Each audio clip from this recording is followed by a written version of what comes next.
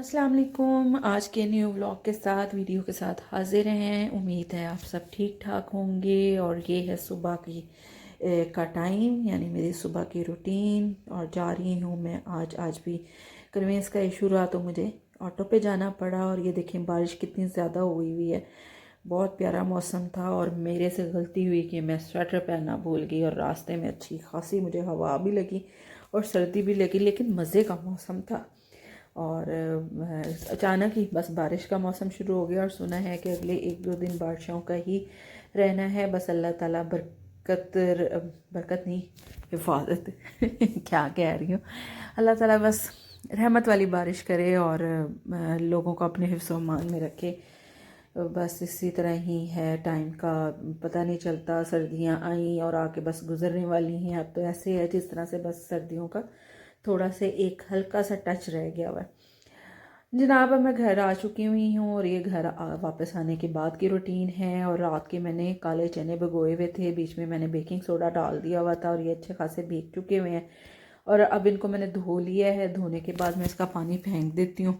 आप लोग भी ऐसा ही करते हैं कि नहीं? अच्छा, उसके बाद इसको मैं डालूँगी प्रेशर में। और प्रेशर में डाल लेने के बाद इसके अंदर मैंने लहसुन, अदरक और हरी मिर्चों का पेस्ट डाला है, थोड़ा सा प्याज डाला है, बहुत ज़्यादा नहीं डाला। और इसके 3-4 टिपिकल जो मेरे मसाले होते हैं, यानी धनिया पाउडर, हल्दी पाउडर, नमक और सुरख मिर्चें, ये सारी चीज़ें मैंने डाल दी हैं। सुरख मिर्च थोड़ी मैंने कम ही डाली है, वो इसलिए भी कि इसके अंदर पहले मैंने सब्ज़ मिर्चों के पेस्ट भी डाला हुआ है, तो मैंने कहा ज़्यादा ही ना हो जाए। और इसके अंदर अब मैं डालूँगी काफ़ी सारा पानी, और पानी डाल के इसको मैं लगा दूँगी प्रेशर और इसको रख देंगे हम मैक्सिमम आधा घंटा।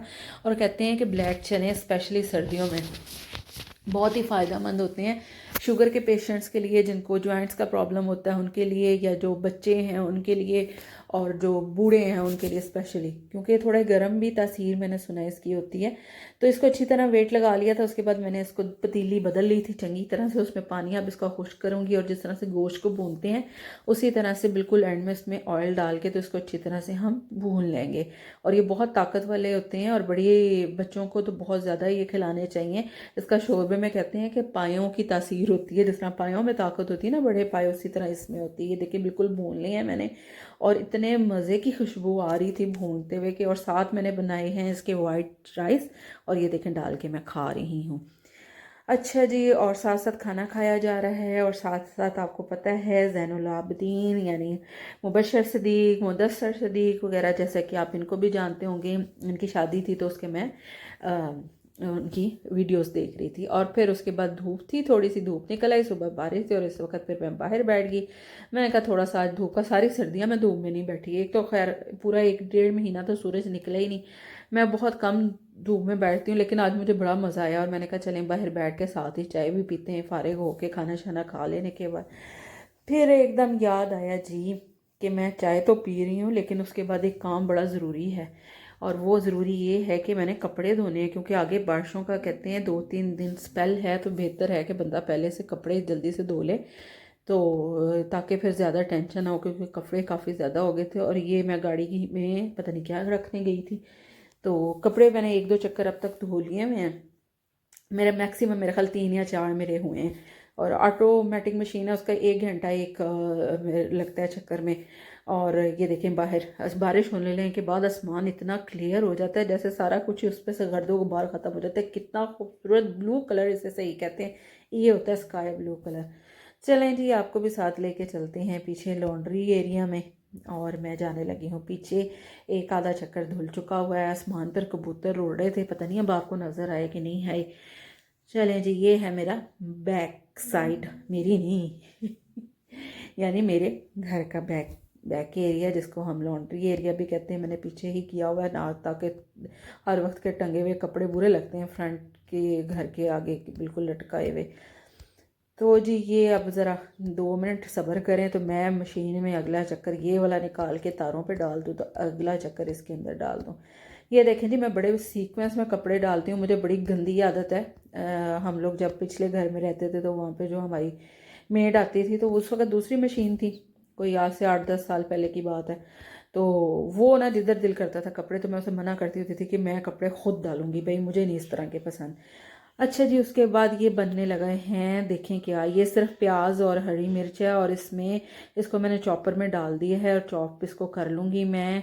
अब ये जी रात की तैयारी हो गई है, कपड़े मेरे धुल चुके हैं अल्हम्दुलिल्लाह, मुझे टेंशन नहीं है क्योंकि कल तक तो बारिश नहीं है, तो सुबह तक ये बिल्कुल सूख जाएंगे। ये प्याज और सब्ज़ मिर्चें हैं, इसको मैंने चॉपर में डाल के चॉप कर लिया। हाय हाय, जब ढक्कन खोला मेरे तो नक को सब्ज़ मिर्चें चढ़ गई और उसके बाद जो मुझे छींकें शुरू हुए, कुछ ना पूछे।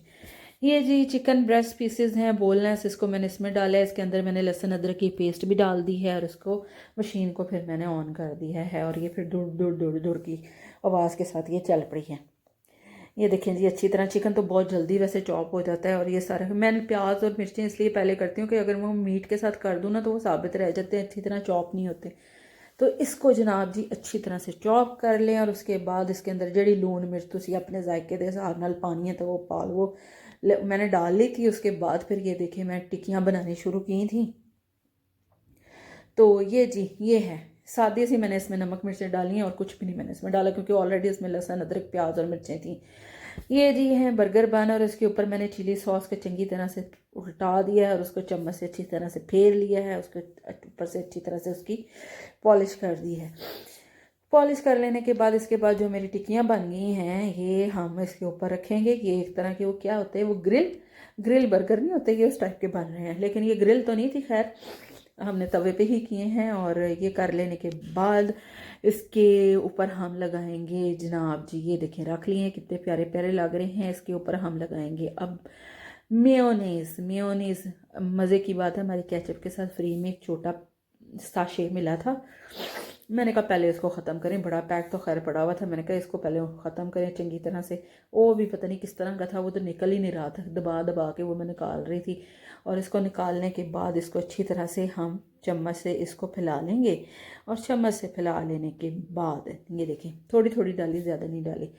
मैंने कहा इसी को ख़त्म करते हैं, इस पैकेट को ये रख छोड़ना, इसको खोल भी लिया तो ये फिर बाद में भी वेस्ट ही होता है।